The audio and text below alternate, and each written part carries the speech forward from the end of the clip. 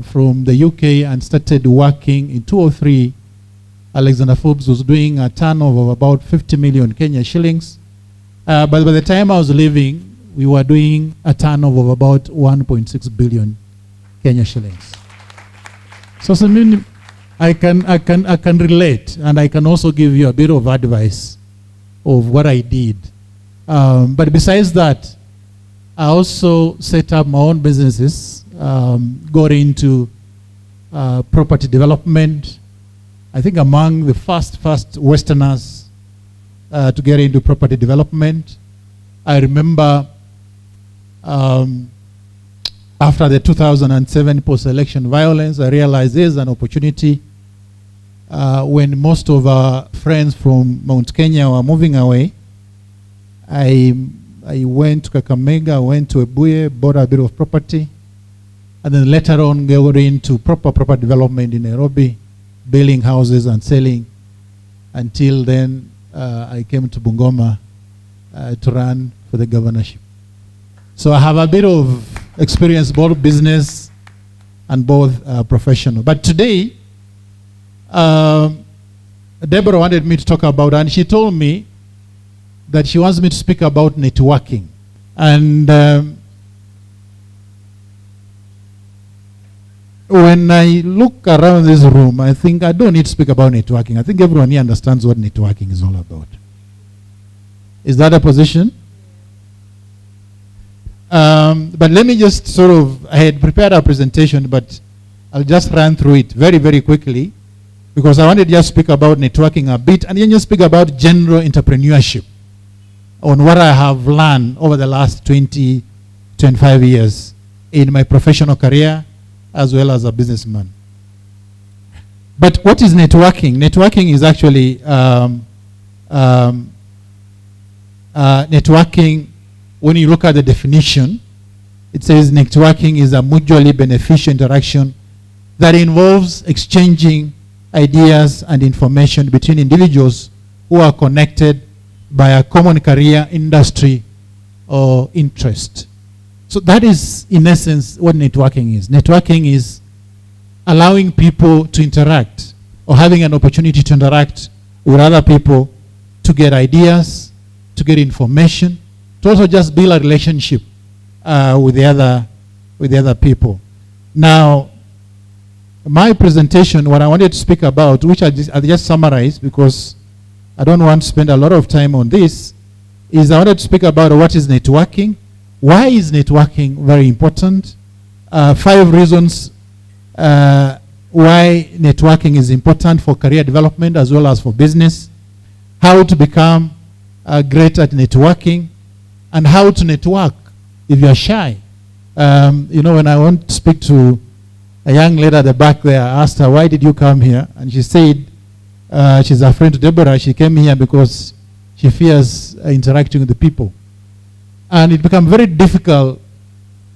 Your first time in a room, and you are sitting with very brilliant people, very bright people, and you want to sell your idea, you want to sell your product, it becomes very, very difficult. And sometimes it's so difficult for people who are very shy. So one of the things that I wanted to speak about is how to network if you are shy. And then lastly, how to become an expert networker. An expert networker is somebody who has gone through the phases of networking. You understand yourself, you are confident, you can stand up anywhere, in any room, and convince anyone that your product or your relationship will be beneficial between the two of you. The 5 reasons why networking is important for any business, for even career development, is that first and foremost, networking contributes a lot to our social well-being. And in my view, network helps you to build your social capital as a businessman, as a professional, as a politician as well. So that's one reason that networking contributes very much to your social well-being. Secondly, which is probably the most important, is networking allows you and whoever that you're networking with, whichever group that you're networking with, to exchange ideas and exchange knowledge and exchange information.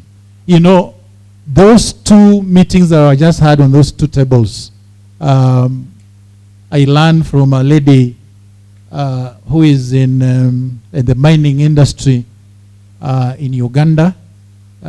Just stand and just, yeah, this young lady, I went and sat next to her there and asked her, and she tells me that she's working in a mining industry in Uganda. And they're mining pozzolana. Pozzolana is a material that is used for manufacturing cement. So, and I remember very well, when I was governor, by the way, DEFCI, so you know, you guys know DEFCI. DEFCI had encouraged me as a governor to find ways of start mining pozzolana in Mount Elgon. And you know, it was good to learn that it's being mined on the other side of Mount Elgon. So, you know, just that networking, just sitting there, I could understand, I can understand. And if today somebody has money, there's an opportunity of doing mining of pozzolana in Mount Elgon. So that's what networking is all about.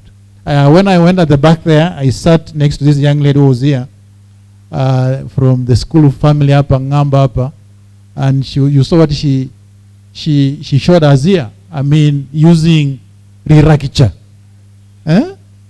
Amalwa, rirakicha. Kuhora packaging. Leta hii kitu amalaone. Unajua ameingia kama saizi ya jana. Leta hiyo.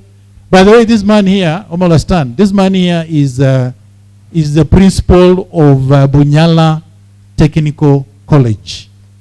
Is like the Sangalo of those Busia side. So he's the principal. He's a very good friend of mine. He came to see me, and I said, let him come. And Deborah is going to be your client, definitely. Yeah. So when I sat next to this young lady, and he showed me, I was shocked. And when listening to her here, she did industrial chemistry. And her dad thinks that she must be in Nairobi. You know, that's the thinking of the school system that we have. So one of the biggest thing about networking is exchanging ideas, exchanging knowledge. And also the third thing about networking is that it helps you meet people at different levels. At the lowest level, at the highest level. Sometimes it may be very difficult to interact with even a Wycliffe who is a governor. But when you meet in a social setup like this one, it becomes very easy to approach them and talk to them. And that is what networking does. It allows you that you can even approach, if today you are in a meeting where James Mwangi is and presents and he sits, you can just go and sit next to him and ask him, James Mwangi, you know, how are you doing, blah, blah, blah, and you can talk to him. So it allows you, networking allows you to interact at a very, very high level. Fourthly, networking also, in my own view, helps to build your confidence as a person. And there's nothing as important in building a business, in communicating, in selling whatever you are selling, if you're not confident.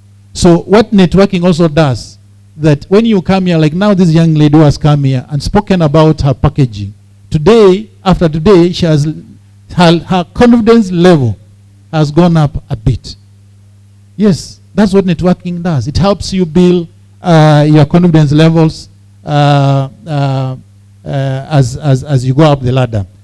Lastly, what networking also does is that it helps you improve or expand your feasibility as a business, as a person, as a professional.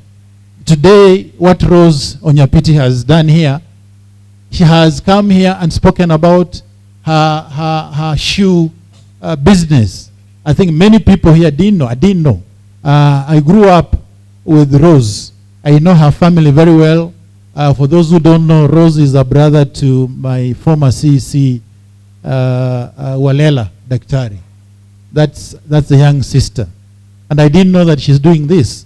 So by just coming here and being part of this, she has expanded her feasibility and has expanded her business feasibility. Now, 5 ways to network, and let me just run through them. It's important that if you are here, you belong to any association, it's important if you are building a business, like now Rose in the footwear manufacturing, it's important that you make sure that any small opportunity to attend any event that relates to that business, you attend it. Because you gain a lot of information out of such an event. So attending industry events, very important. It helps in terms of networking as well. Participating in online communities, joining professional associations. If today you're a pharmacist, you must be part of the Kenya Pharmacists Association, you know, and when they're having the annual general meetings, you must be there. When they're having the CPD training program, you must be there. Seeking out mentorship or coaching. And by the way, many people feel shy. When you are building a business and you see today, Deborah is here, she's doing very well, or Deborah has been in that business or maybe in a different business, and you ask her that, can you be my mentor? Can you be my coach? Most of us are willing, but most of us run away, fear to ask whether somebody can be a coach or not. Just ask. You will gain a lot from, by the way, when I was governor, I did a lot of, Oparanya did a lot of mentoring for me. I had come from the private sector. I had not ever been in the public service, but I asked Oparanya, I said, look, as much as I've been elected as governor, I'll need a lot of support, I'll need a lot of mentoring, I'll need a lot of coaching. And he did a lot of coaching. And you can see the 5 years that I was there, I think unaweza tembea hii Bungoma ukaona tofauti. So don't fear asking to be coached or to be mentored. And then lastly, leveraging on social media, which I think Deborah has spoken about. Now, lastly, I'm just running through how to become great at networking. One of the things that you must always be sure when you start a conversation with someone, you must assess yourself. What are you ready to offer to that business? And in most cases, people struggle with that. It's always important that you understand. Secondly, let you run that program, or run that discussion, or run whatever it is with the person that you are trying to network with. So lead the way. And how do you lead the way? Ask more questions about that person. Today when you sit with Wamalo here, muulize, wewe ni principal wa Bunyala. Okay. Oh, where do you come from? I come from Bungoma. Okay. How is your family? Like that, like that. Lakini Mwafrika kama huyo simuuliza na watoto wangapi? Huyo unaweka kando kidogo. You know, lead the way. Let the person speak more, listen more. That way the person will tell you more. Most of us, and I'm a victim of it, we struggle to listen more. But if you can listen more, and let somebody, we always like talking about ourselves. It's an evil. So if the other person spends more time talking about themselves, they will give you an ear. Afterwards, you will form a relationship with that person. Always find a common ground. If you are building a relation with someone, find something that interests both of you. Sometimes when you are in a group, you don't have, you come here, maybe we have about 50 people. Don't struggle to have business cards for the entire 50 people. Just identify 2 or 3 people that you can develop a deep relationship with them. Then, getting all the business cards. Just a few people that huyu Deborah huyu anaweza nisaidia hapa, spend more time, develop that deeper relationship to you. Then also, one of the things that works very well in networking is that today, if you want someone to help you, offer to help them. If you see an opportunity that maybe there's a client who wants to buy shoes, and you want Rose, do you want to form a relationship or a networking relationship with Rose, call Rose and tell her, there's this client who wants to buy shoes, can I send them to you? Next time Rose sees anything else that can interest you, she'll call back. So always be upfront, always be willing to help first. And network everywhere. Even on the streets, you know, if you have an opportunity to network everywhere. It doesn't have to be a formal setup like today. Then when we are sitting the way we are sitting here, the way this man now is holding his hands, you know, body language says a lot.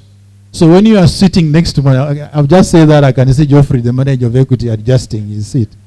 Work on your body language. You know, the body language says a lot.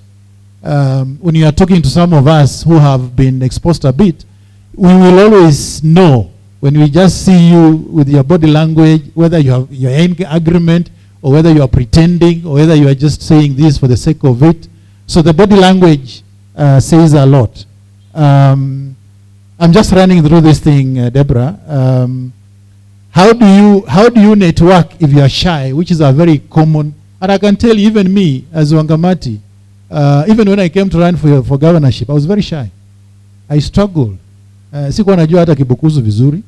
So how do you network if you are shy? Always start small. Don't go to big meetings. Go to meetings that may be about 5 or 10 people. Then build up like that. It takes a lot of time. And always, if you feel that you are shy and you're going to a meeting that you're not so sure about, bring a friend who knows you. Like I can call Tim Machi, who was my director of communication, tuende bwana. Kikiumana huko naanza kuongea tu na team hapa. So that, you know, you start building that. Let me just summarize by saying that when you look at the statistics, I look at the statistics when I was in the plane, 40% of jobs are go through networking, not through advertisement. 40% of jobs are gone because the other word for networking is referrals. Basically, networking is getting someone to refer and say, look, I want to buy these shoes.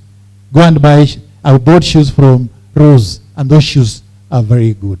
So 40% of jobs are through employment, are through referrals, are through networking. 60% of business are through networking. 60%. For jobs, it's slightly lower. For businesses, the numbers are very high. And that is how critical and important networking is. Let me pause there.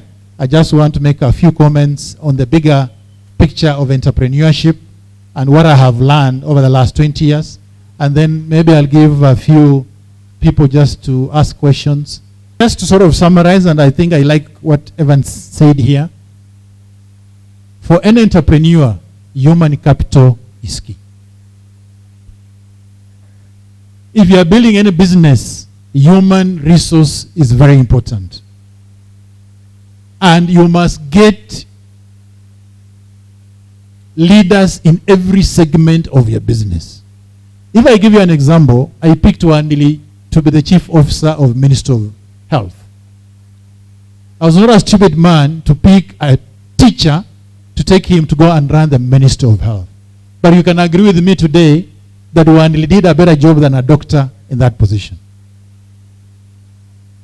So you must get the human resource right, and you must get leaders within that business. For those who want to create wealth, the concept of compound interest is very key. You know, tulifunzwa hizi vitu kitambo, but sometimes we forget, because when you earn interest on interest, that helps you build your wealth faster. Thirdly, for businesses, cash flow and debt management is very important. The bloodline for business is cash. You must always strive to have cash.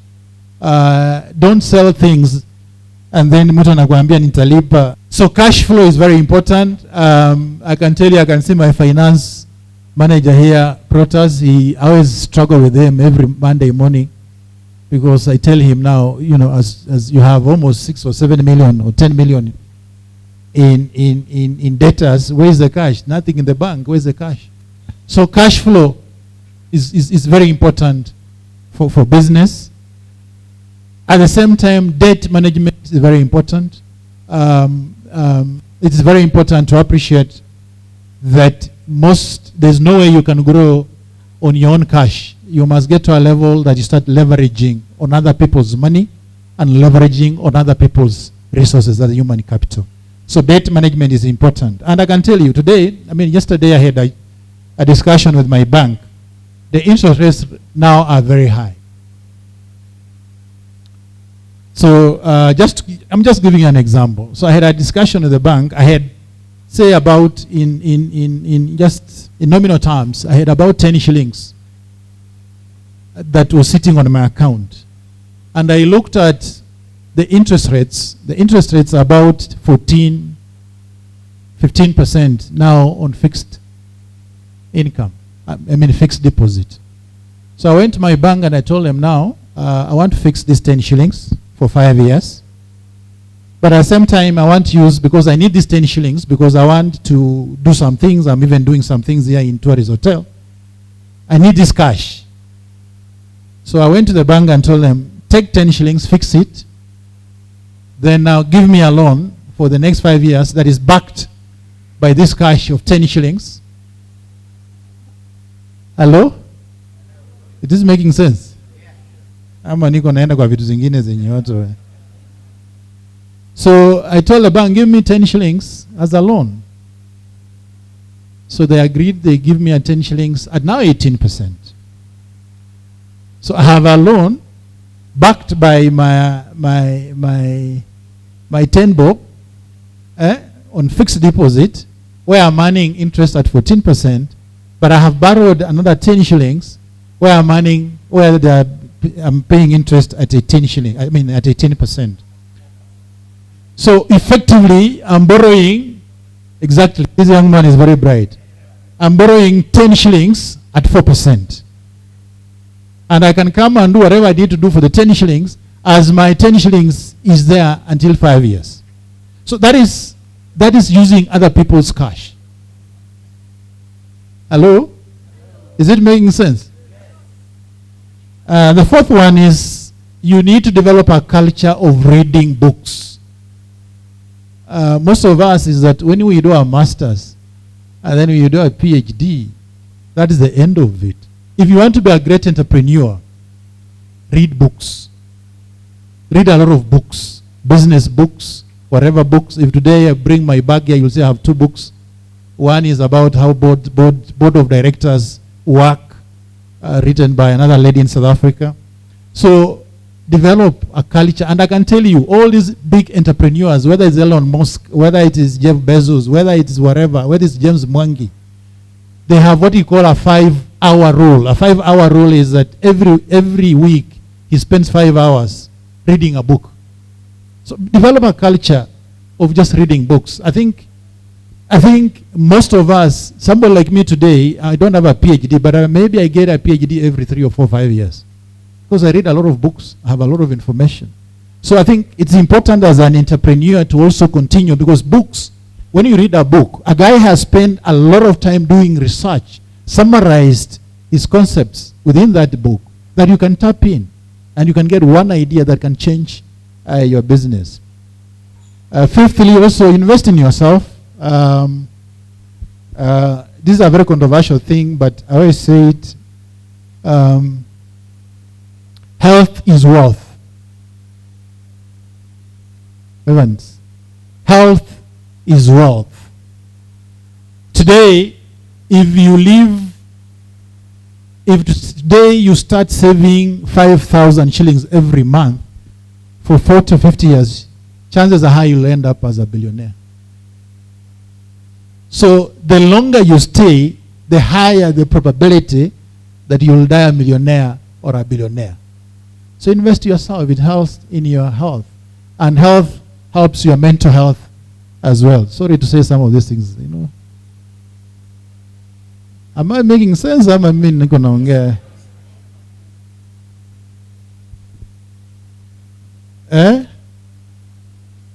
is why yesterday I met a lady in my court where I stay, and she looked at me and said, "Governor, you're looking like an agency." I say, "What?"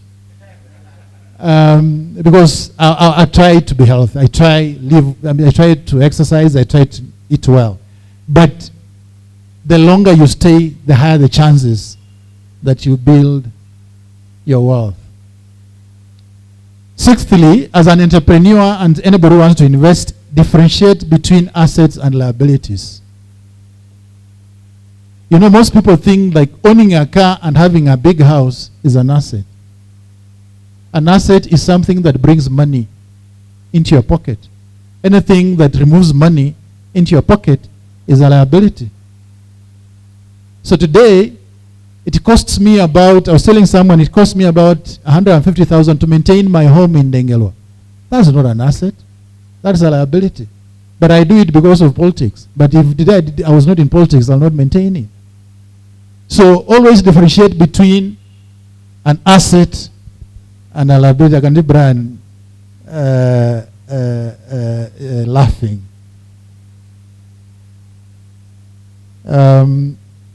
Try as a businessman to improve your financial knowledge. Numbers make a lot of sense sometimes. When you're running a business, just knowing what is going on. And I think I've seen my manager Lillian and Protas here. They'll tell you that governor is very detailed. I like following numbers to know how the business, whether even I'm in Dubai, I'll ask, this man will have to send me to know. So it's important that you also build a culture and start reading the business daily. You know, it's very difficult, but just start. The next thing is, if you want to be a great entrepreneur and a great investor, always try live below your whatever. Don't live beyond your means. Usione mwenzako amenunua gari kubwa, then you must also buy another big car. You know, or somebody has a chopper, you must also go out. To give you an example, I still stay in the house in Nairobi that I moved in an apartment in 2008. 2007. It's the same house that I live up to now. It's not that I could not afford to go and live in Karen. It's just that I believe that going to Karen and buying a bigger house may not make economic sense. So always try and live within your means. My kids go to St. Mary's. I think Brian go to St. Mary's. St. Mary's is a public school. Most of my juniors take kids to much better, not better, but very expensive schools. I don't do that. Am I making sense? Msitoke hapa msema huyu Wangamati mimini sana. But if you want to be a great investor, you must find a way of living below or living within your means. You know, not as an entrepreneur, you must be prepared to be rejected. You know, the school system has made us believe that you must always get an A, but there is nothing like an A in business. In business, unaweza amka asubuhi ukaenda tenda wakakunyima wakafanya nini. So you must be ready to be rejected and never give up. I'm just running through the issues. And also as an investor, the way I've just been listening to Deborah here, you must be very clear as the founder of the business, your vision, where the business is going, and you must take a very long-term view. The other issue that is very dear to me is integrity. You know, you can mess around in other things, but in business, if you have agreed with Rose that if you bring a business here, I'll give you 10% or I'll give you 5%, please make sure that you do it. If you don't do it, next time it will go away. As simple as that. So integrity, if you say that we are going to meet at 9, be there 10 minutes to 9. So integrity is very important in business. And if you consistently do it, it pays off. It pays off. Then second last is that I don't believe in shortcuts. You must put in the hours and you must work hard. So, you know, you must work hard for your business. Lastly, which I believe very, very strongly, is that for a good entrepreneur, for you to do anything, you must action whatever you're planning to do. Don't keep on planning forever. Wake up and go. The other day, I told Caleb here that, we need to build this tourist hotel. I came here, this business I was not involved. I came here in March. And I just started doing some stuff. And I think you guys have seen some difference here. Lillian, my manager, she was shocked. I told Caleb, let's go to see the county government of West Pokot. And we woke up in the morning, went to West Pokot, met the speaker, met the senior guys in the county government so that they can start bringing the whatever. You action, you wake up and do it. That way, if you do it consistently over a span of 5-10 years, things will just change. So actioning is very important. Like now, we went to West Pokot. The speaker of the county assembly of West Pokot called me and said he will be here tomorrow. If I didn't go there, would he have come? No. So you must learn to action things. You must learn to do it. And lastly, this is just by the way, I am an A student. But I can tell you, on average, A students end up working for C students. Because of some of these things that we are saying that A students are not able to do, but a C student is able to do. A C student today can wake up anajua vizuri sana. Nikitoa mahindi hapa Cheptais kwa shilingi 100, nikileta hapa town nitauza kwa shilingi 150. And the action, then they'll employ an A student to come and look at the books. Am I making sense? Ladies and gentlemen, let me leave it there. I don't want to bore you. Just to finish by saying that thank you very much for accepting to have this program or this summit at Bungoma Tourist Hotel. As I wind up, to ask you again, when you have anybody talking about conferencing or accommodation, please refer them to Bungoma Tourist Hotel. Asanteni sana na Mungu awabariki. So allow me to invite the General Manager, Equity Bank Bungoma, to just talk to us about financial situations. I know we're all in financial situations. I think once he talks to us, we'll live here better people. Thank you so much. Karibu. Thank you so much, Deborah. Let me start by thanking Deborah and her team for being bold and bringing business people together. It's such a bold move. We may be here and thinking it's just a small thing, but it's huge. It's huge because she's made it her decision to bring together business people and to network. It's not a small feat. Let's clap for her. And that has been her passion. I remember I'm relatively new in Bungoma, but when I came, some of the few people I met was Deborah, and by then she was organizing for Bungoma Trade Fair. And I went for that trade fair, and it was very good. So her passion is in bringing business people together. There's no better thing, there's no better asset for a business person than coming together. So today I was asked to come to you and talk to you about financial management. But before I do that, my name is Geoffrey Anyonyi. I work with Equity Bank here in Bungoma. May I also say that I'm very, very happy to listen to your stories. Sitting here, I've been inspired by the different stories that I've had here. I'm now confident that whatever service I require, I can be able to get here. I want to believe that, Deborah, you have a list of the attendants because I may want to use it.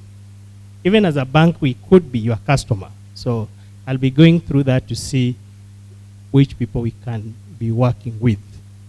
And before I start my presentation, I'm preparing for a networking event for young female entrepreneurs. And looking around, I'm only seeing mostly female entrepreneurs. So allow me also to invite you to that event so that we can be able to work together.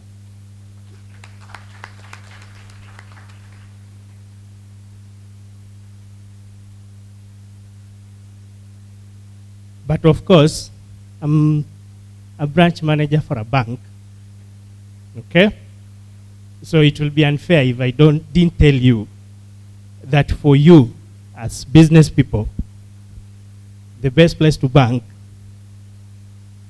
and if you need any banking services, so you can only go to the person you know, and that's me, okay?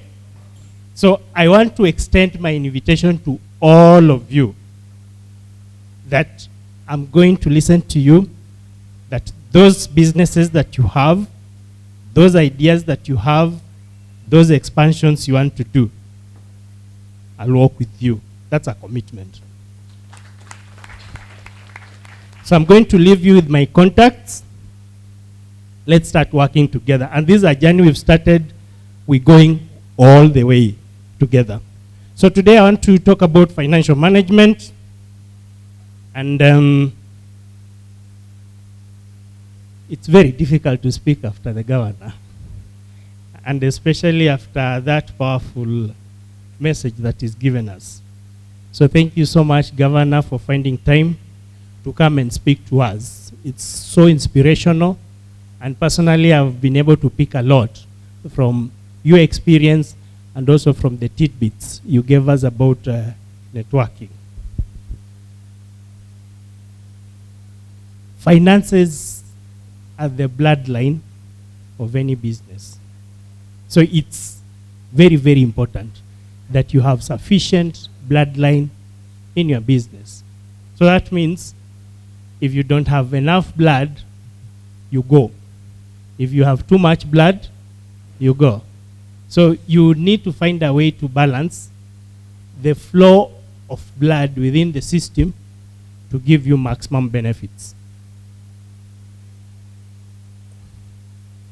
Financial management is a whole unit.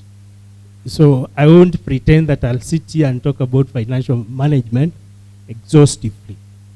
But I want to have a bridged version, because when you talk about financial management, every stage in a business has got its own needs and its own priorities. So allow me to go through a business life cycle as I talk about finance.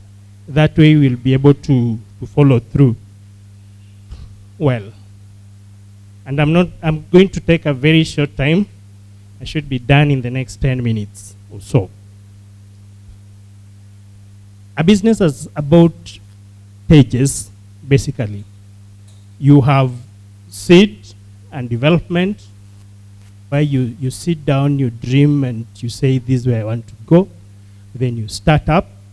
Then once you've started, there's growth, maturity, then there's decline or renewal, what you want to do. And then the cycle started.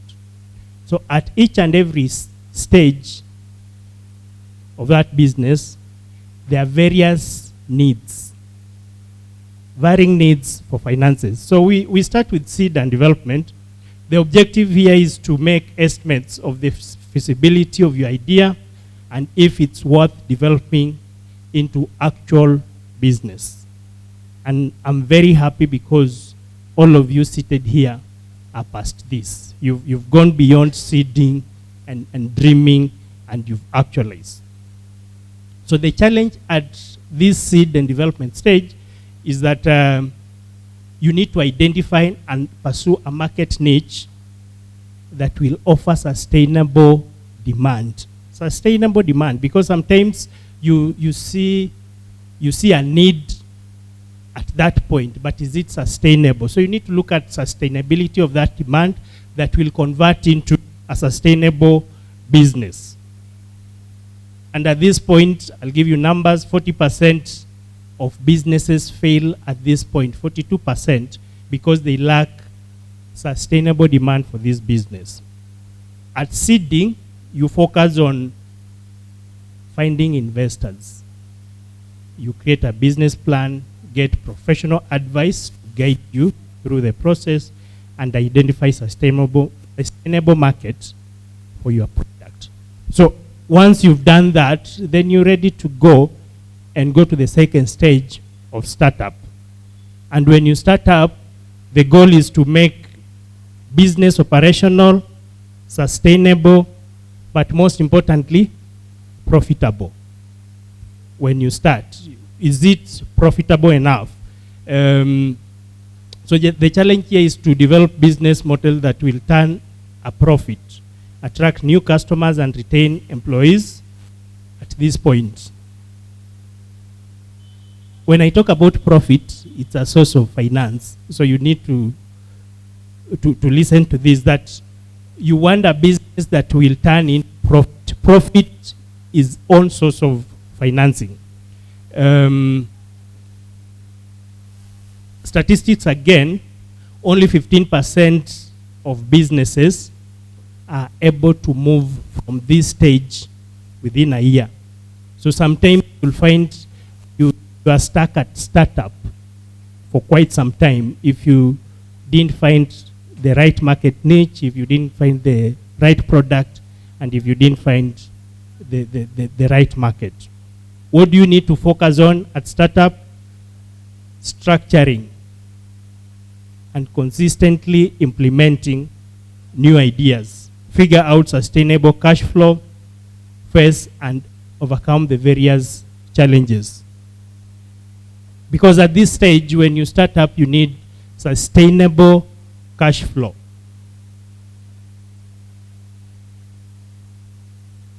And cash flow here,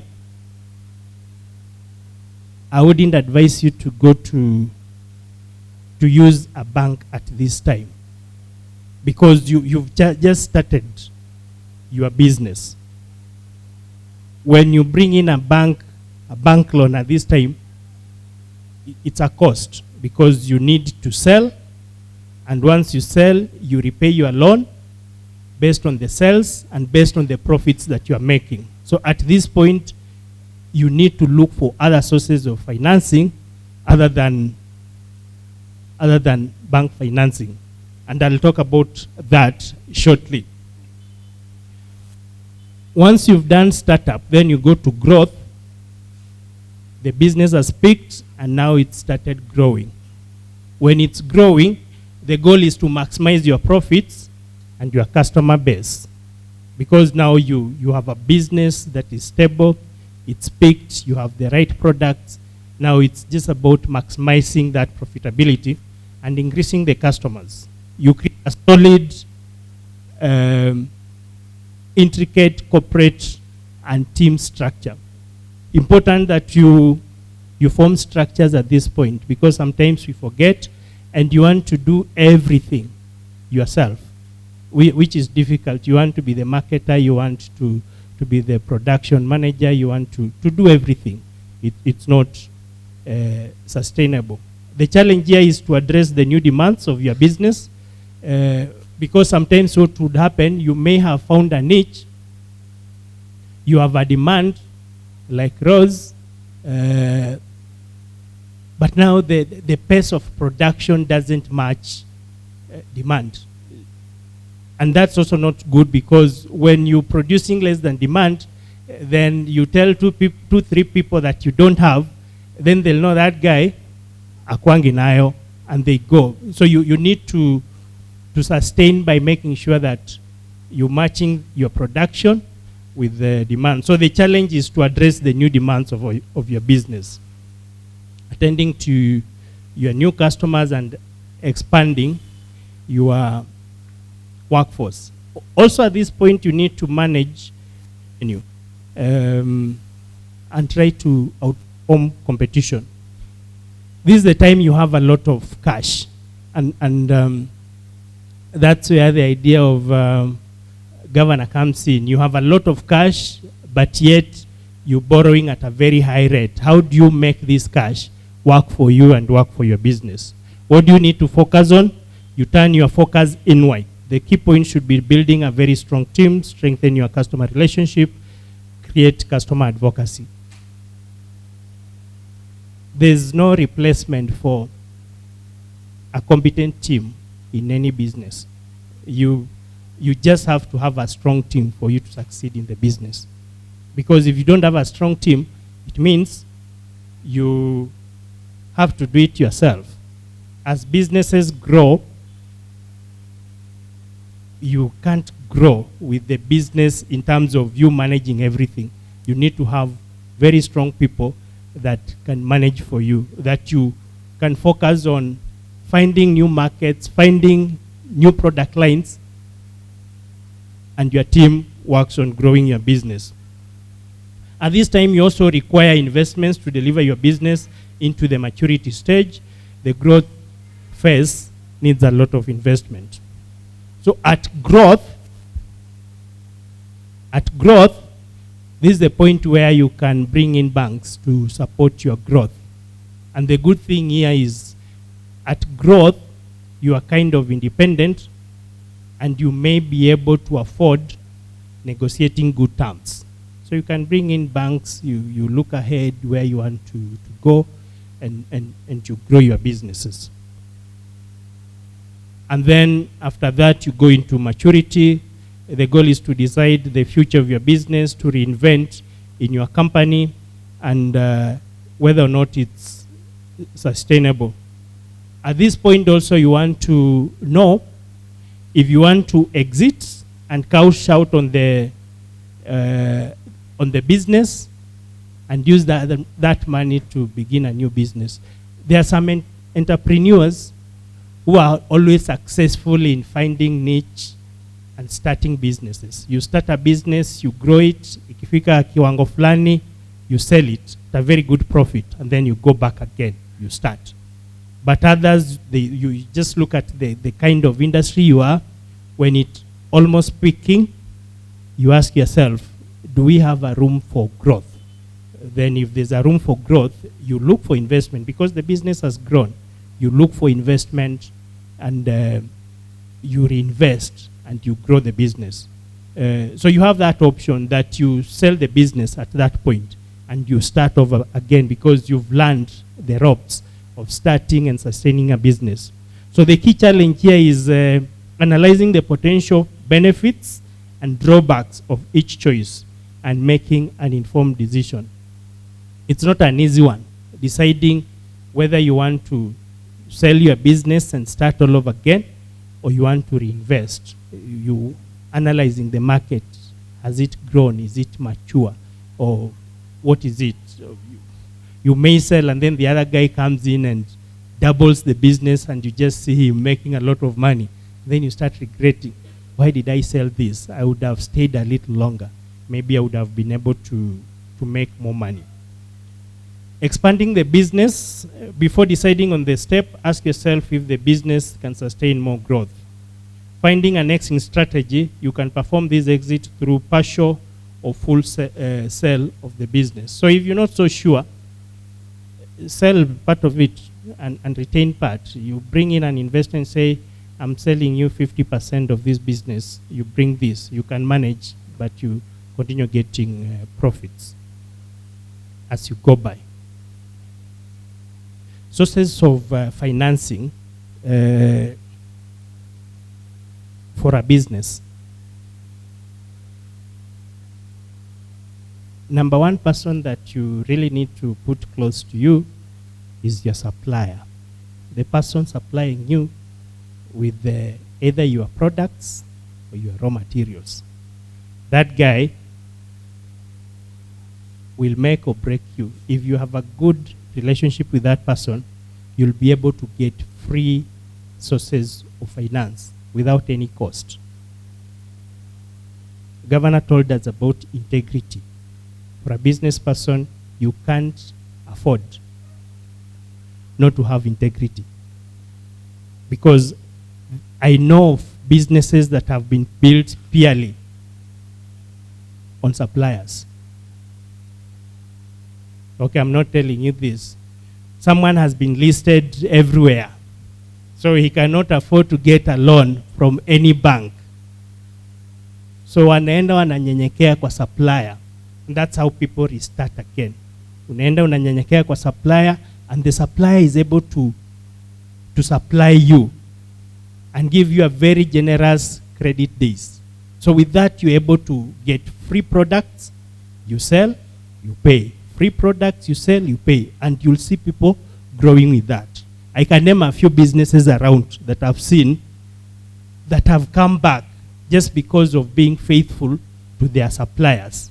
So you cannot afford to mess with your supplier. It's a very important source of financing. Number two, of course, it's your bank. Banks will always come in handy at any given point. Number one, they'll provide you with records because you are banking with them. Even if that bank will not give you money, that statement is very, very important for you, because you can take that statement, including to the supplier. You can show them and say, this is my statement, I'm doing well. Please support me, I'll give you. But the bank itself should be able to support you in that business, especially around working capital. That's the most important thing in the business. The amount to give you the bloodline, the cash flow for your business. Banks will come in handy. In two ways. Number one, maybe you get a credit line where you're given some limit that is used for your working capital. You draw as and when you require to repay. That requires a lot of discipline on your part, because most of the people will see a lot of money. You've been given $1 million, and then you start having ideas. Yeah, kuna kashamba kalikuwa ndengelwa maybe 500 to 1500, let me pick that one, and you pick and you forget that loan needs to be repaid from the stock that you are buying, but you've not bought sufficient stock for $1 million, and you need to pay $1 million. So that's how you see people collapsing, because they didn't use the money for the right purposes. But you can also just take a small term loan. Unajipima tu kidogo. You take a small term loan, you buy your stock, you sell, and you pay over a period. That's very, very important. The other source of financing is your customer. The customer is very important, and you need to treat them right, because those are the people that are the best financiers. So take care of them and be very vigilant on the credit you give, if at all you're giving. I wouldn't advise that you do, especially when you're starting a business, and it's not advisable, because people will come with very sweet tongues. Just supply me, leta hizi viatu, leta ya 500, kuna deal liko. Na unakazana, unachukua raw materials, unaweka pamoja, and then you supply. Once you supply, and I'll say 10 days, after 10 days, they go underground. And you suffer. You've gotten your supplies from different people. They start being on your neck, and that's how you go down. So customers are very, very important. Create loyal customers, because those are the people that give you the cash that you require. Another source of income is your employees. I'll explain. Employees play a very important role in your business. Finding the right employees is key. And sometimes, because you want to save money in a business, you just get people to fill spaces, to be there. But if you find the right people, they are going to boost your business. They are going to help you extend your vision everywhere and help you sell your products. When they do that, you won't have pilferages because you want to get very cheap people. Yule tu anakuja kufeel, but those are the people that you need to follow up every day. Umefanya hii, umefanya hii, umefanya hii. That's money you are wasting, because instead of following up with them, you would be doing other things that are more productive. And then you as an entrepreneur, and I've seen this a lot, you say, this business is not generating enough money, and therefore I won't pay myself. And you starve yourself from getting a salary. But what you do, you keep on drawing money from the business. So what I would advise that as an entrepreneur, pay yourself a salary and pay yourself well.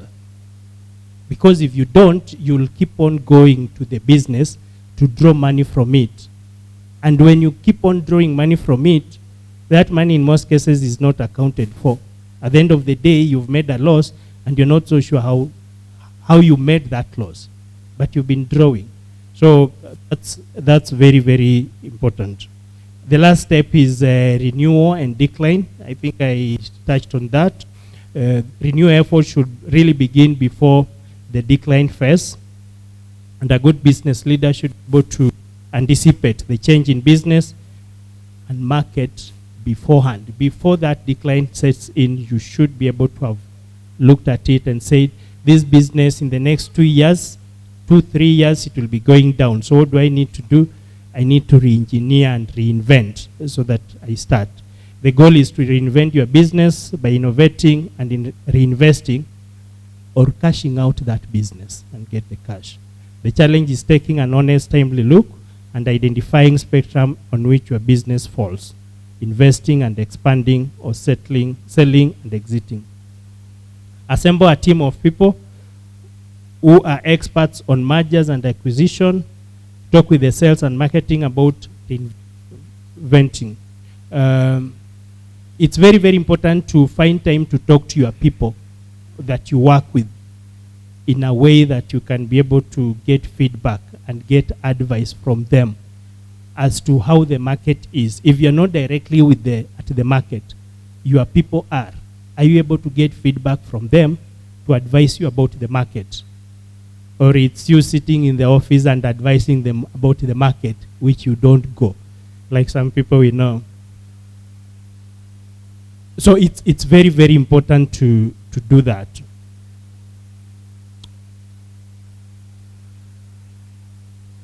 So in summary, when you starting your business, you need to consider the place of your business in the market. How is it placed? Have you identified a market niche that you can grow with or not?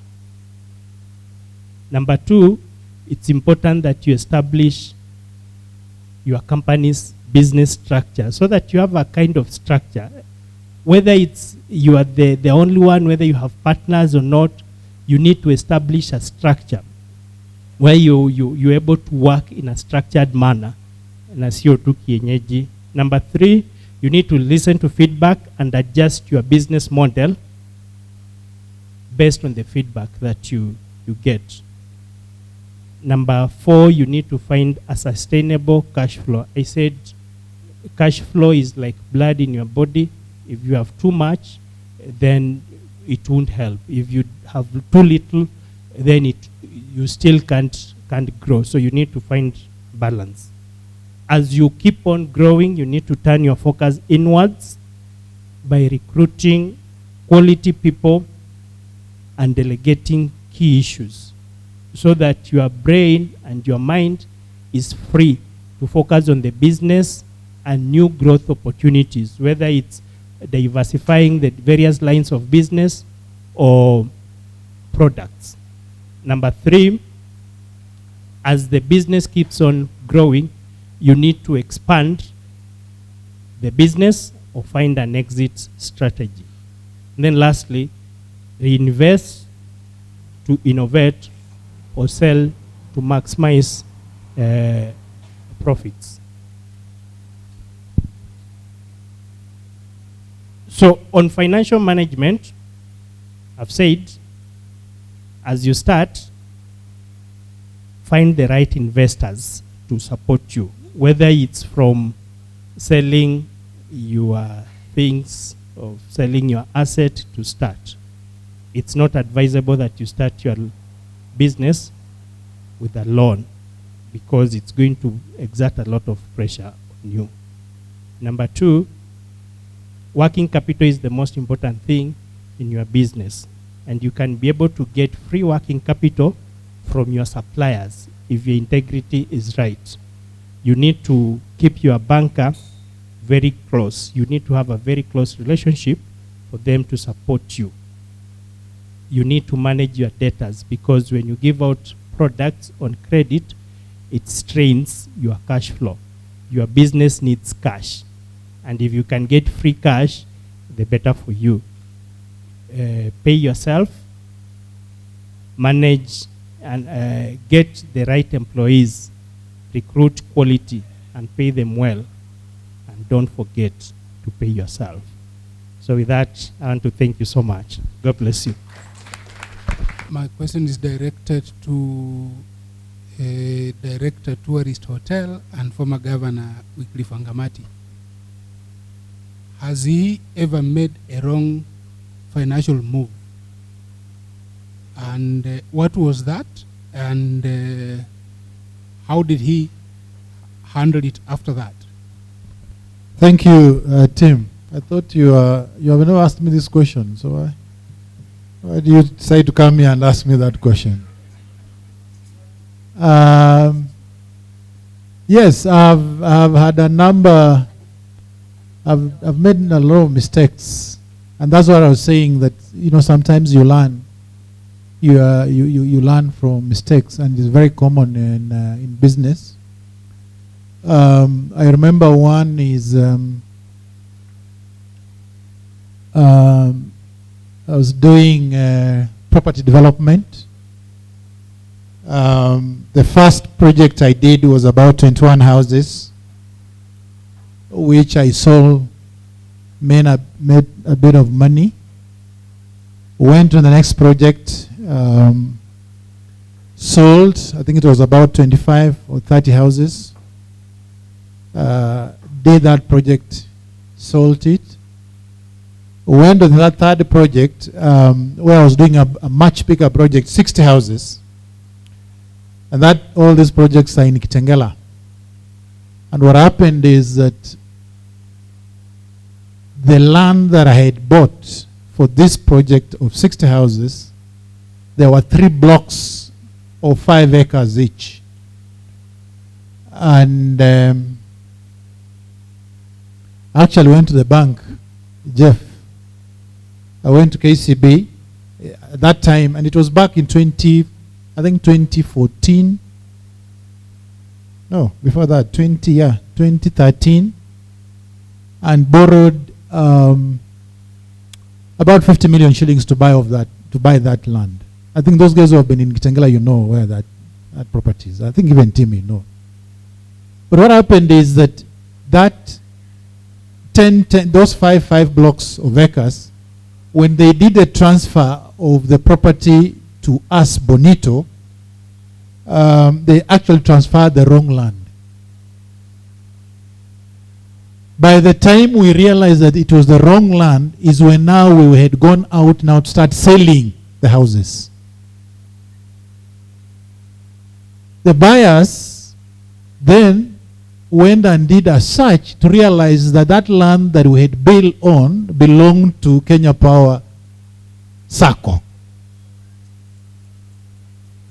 Now we had to go back to transfer that land back to ourselves, and these bankers, it's very easy for Jeff to speak here. They're very difficult people. To get that process, to unwind that process, to get it back, team, it took us another 1 year. Because you have to write to the company secretary, the legal affairs, During that time, you are paying interest on the loan that you took, because we took a bit of loan to buy the land, then we took a much bigger loan to construct the houses.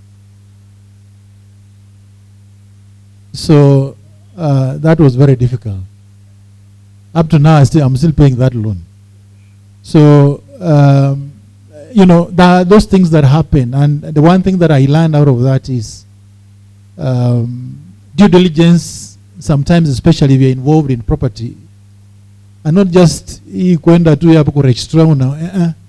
I think get a more professional guy to look at the paperwork when it comes to property. So that is one thing. And what I did at that time is to sort of, because we had bought another land. Sometimes the way the growth mind works. You have done one project successful, second project successful, third project you think it will be successful. So you have already moved on. You have bought some more land for the fourth project. So we had to sell that land to try and start paying off now. And that actually just slowed us. And we had to move out of that business. So that's how we managed to get out of it. I hope it makes sense to you. There is a final question here. Thank you so much for your insights. I know we've all developed something more. We are better than when we came. Governor, a quick one for you. You're a politician and you're a businessman. I just want you to assure us that we can make more money as businessmen more than politicians. Like, we don't have to get into politics to be multimillionaires in future. That is one, Governor.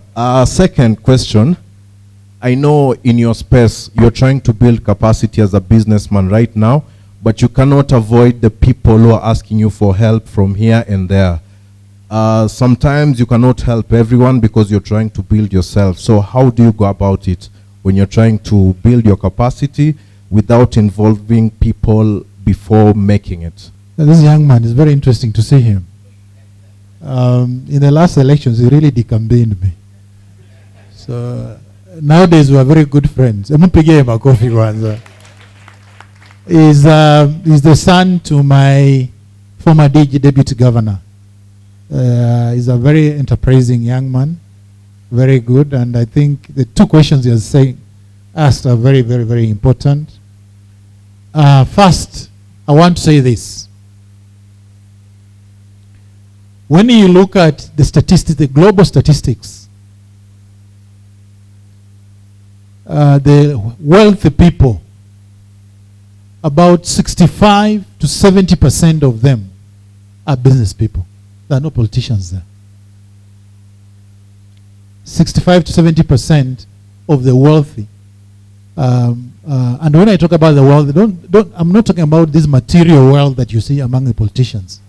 Because that is, we confuse wealth with material stuff that we see. That today, somebody is hovering around a helicopter, you think is wealthy. But when you go underneath, like now a bank, and look at that guy, look at his net worth, that guy is a broke man. You understand?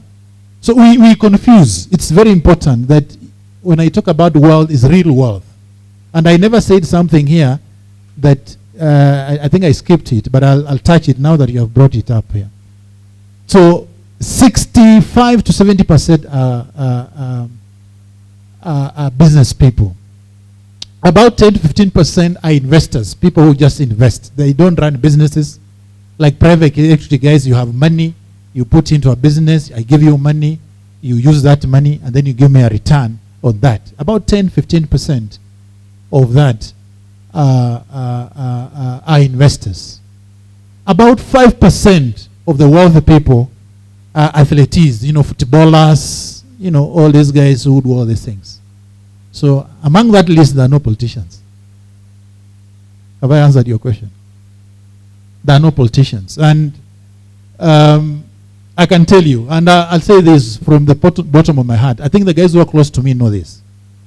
I made more money before I became governor than when I was governor. That is factual. All these assets that you see me with, I had them before I became governor. This hotel was there before I became governor. Yeah? The building that was brought down as a family, we built it before I became governor.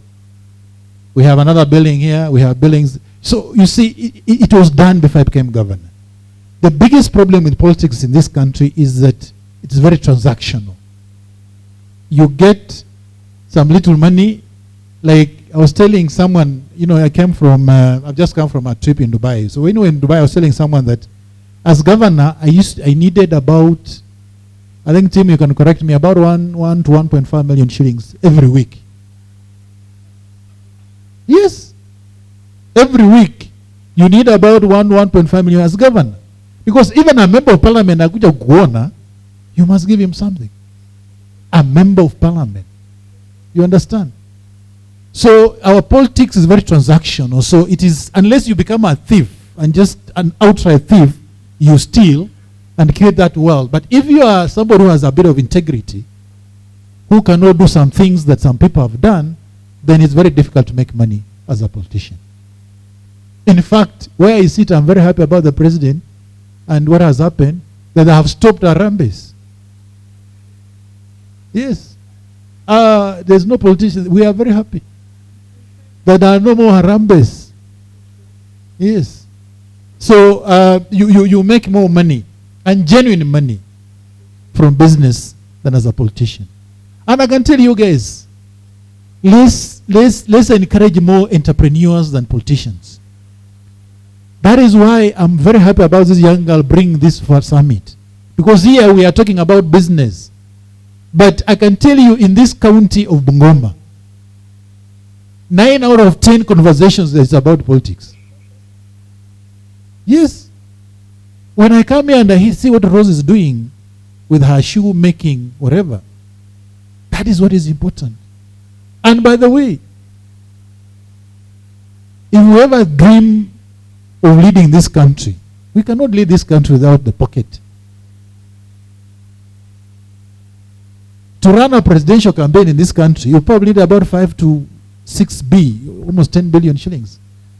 Today, our friends in Mount Kenya can sit down and raise that money.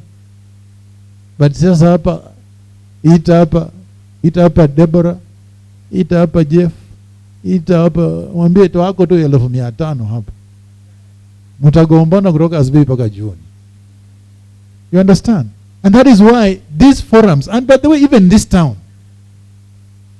where are we, Deborah? When you walk from the street in Uko all the way to Kandui, do you see us in this town? We are not there. And that is why I was saying this generation of viewers having these forums is the best thing that can ever happen to this county. And I want to encourage you, and this one I say with a lot of passion, I want to encourage you that go out there and look for business. One of the things that I didn't speak about is marketing. And I like Jeff has spoken about it. The biggest department that you can ever have in any business is your marketing. So I want to encourage you guys, go out and look for business. Go out, and there's nothing that stops us as people from this region being serious entrepreneurs. I went to Kitengela. If I give you an example, I didn't say it, but let me now say it. When I decided that I wanted to do property development, I went and found another Mama Kikuyu lady in Kitengela. My first project. He had 2 acres of land, just slightly outside Kitengela. And she was selling an acre, and that was 2010. She was selling an acre 6.5 million shillings then. Times 2, 13 million shillings. For information, guys, I had only 1 million shillings in the account. I had only 1 million shillings in the account. But I went and sat down with her and convinced her. I said, give me about 6 months. 6 months ilipita, nimelipa karibu 2.5 million shillings. Nikangangana na hiyo mama until 1.5 years is when I paid the 13 million shillings. You understand what I mean? You must go out. I want to encourage you. Go out there. Your generation, you are changing things. And I can also see that we can even change Bungoma here with this generation. Because if we don't do it, who will do it? If you guys don't do it, us guys, we are gone. Our time is gone. We were not able to create entrepreneurs out of my generation. But I can see we can create entrepreneurs out of here. out of your generation, entrepreneurs out of your generation. Lastly, there's something that I forgot to mention. What's the definition of success? You know, most people think that success is about owning cars, owning houses. That is success. What is success? Can somebody just, what is success? When do you say that you are successful? Today you went on Google and asked the Elon Musk or Jeff Bezos, all these guys, ask them, what is success to you? In my own view, as you grow older, success is when you have a peace of mind, when you are relaxed, when, you know, mentally you're okay. Success is when you have grown and your family is doing well, your kids are doing well, you know, your wife is also amugombani sana, you know. Ya muhimu ama wives. Success is not about owning cars and all these things. Success is when you have what we call financial freedom. Today you can wake up and say, I'm going to Nairobi by air. You don't have to worry about how you're going to pay for that. You can wake up and say, I'm going for a holiday in Mombasa. That financial freedom. You don't have to worry, like today I was worrying now, how am I going to pay this loan? You understand what I mean? That is success. Success is many things to many people.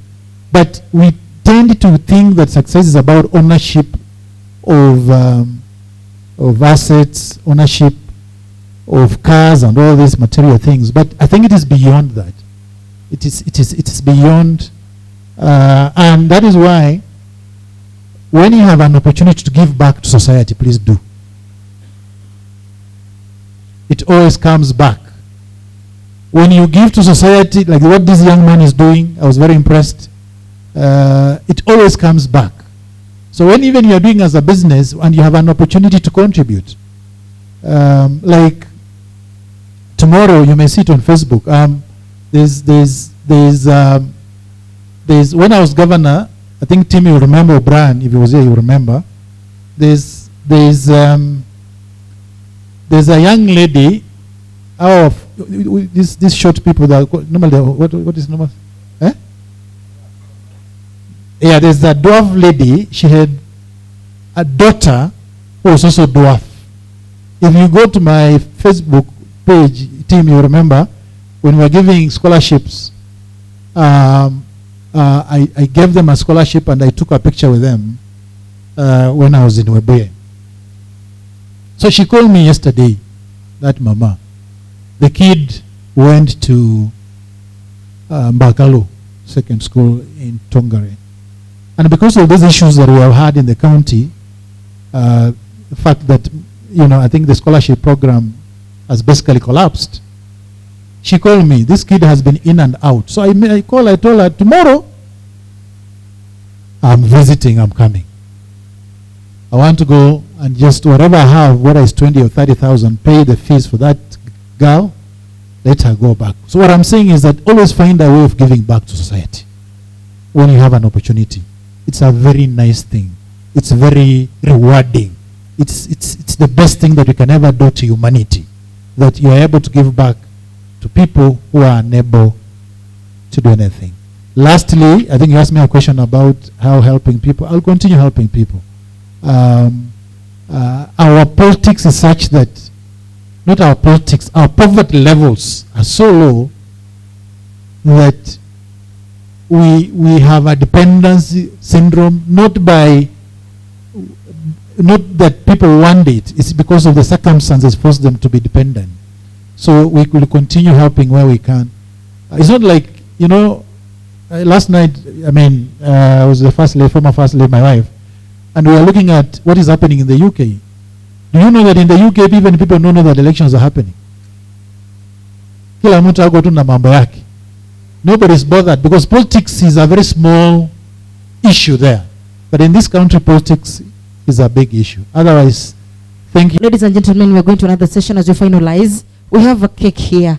And this cake is about Bungoma Rentals, a community which is, as I speak right now, 50,009 people have subscribed to this amazing idea. Let's clap for Bungoma Rentals. Baba, nilijua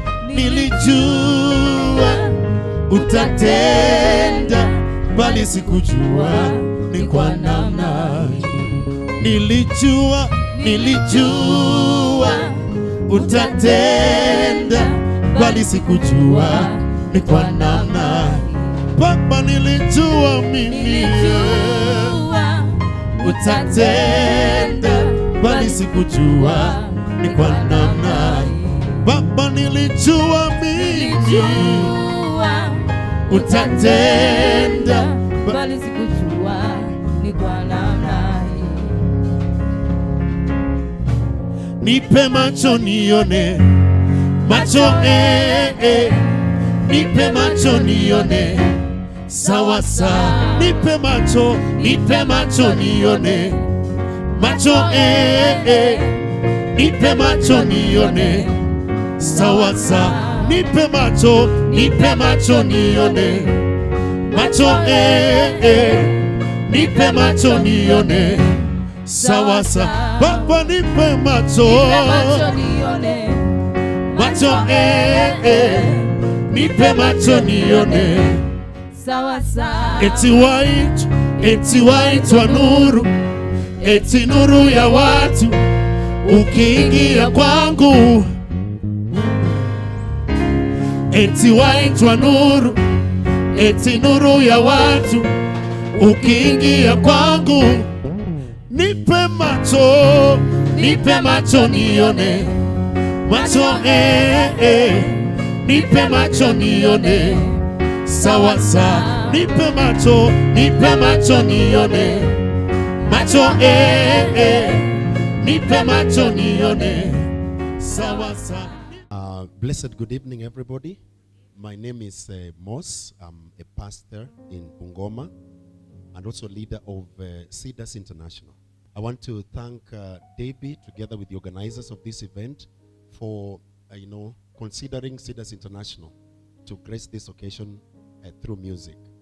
If you have maybe a wedding or maybe Rorashio or anything that it is, and you're looking for people who can do the live music, is one way of also supporting, as we are an interdenominational band.